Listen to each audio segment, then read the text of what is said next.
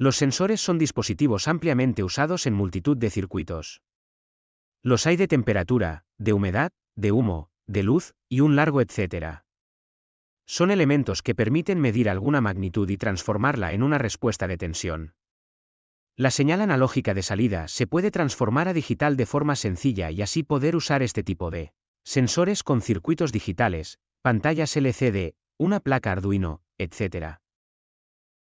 LM35 es uno de los sensores más populares y utilizados de todos, ya que es un sensor de temperatura. Viene encapsulado en empaquetado similar al de los transistores que analizamos en este mismo vídeos YouTube, como el 2N2222 y el BC547. Lo que hace es medir la temperatura ambiental y según sea mayor o menor, tendrá una u otra tensión a su salida. El LM35 es un sensor de temperatura con una calibración de 1C de variación. Por supuesto, esto no quiere decir que todos los sensores de temperatura vengan preparados para grados Celsius, pero sí en este caso. De hecho, eso es algo que tú debes adaptar luego para calibrarlo y que mida en la escala que necesites. A su salida genera una señal analógica de un voltaje diferente según la temperatura que esté captando en cada momento. Por lo general, puede abarcar temperaturas de medición de entre -55C y 150C, por lo que tiene un buen rango para medir temperaturas bastante populares. De hecho, eso es lo que lo ha dotado de tanto éxito, que puede medir temperaturas muy frecuentes. El rango de temperaturas está limitado por la cantidad de voltajes variables que puede tener a su salida, que van desde los -550 mV hasta los 1500 mV.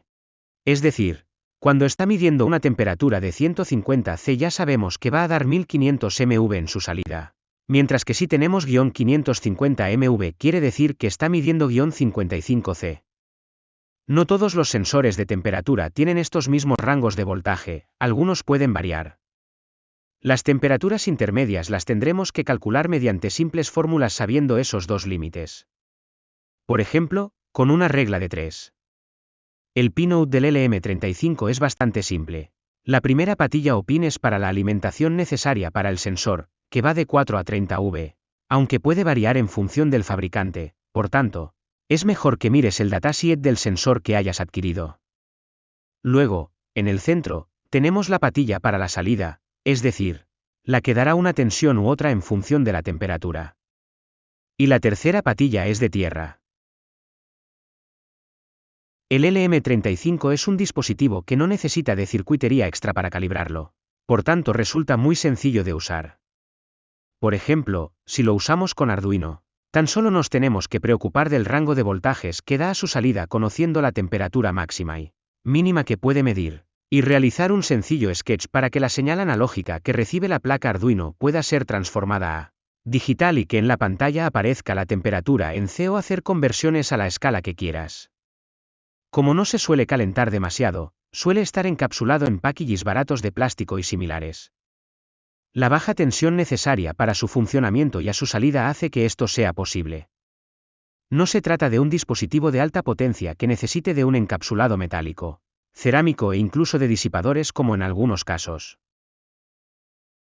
Entre las características técnicas más destacables están: tensión de salida proporcional a la temperatura, de -55C a 150C con tensiones de -550 mV a 1500 mV. Calibrado para grados Celsius. Tensión de precisión garantizada de 0.5C a 25C. Baja impedancia de salida. Baja corriente de alimentación, 60 A. Bajo coste. Package SOIC, TO 220, TOR 92, Tucán, etc. Voltaje de trabajo entre 4 y 30 V.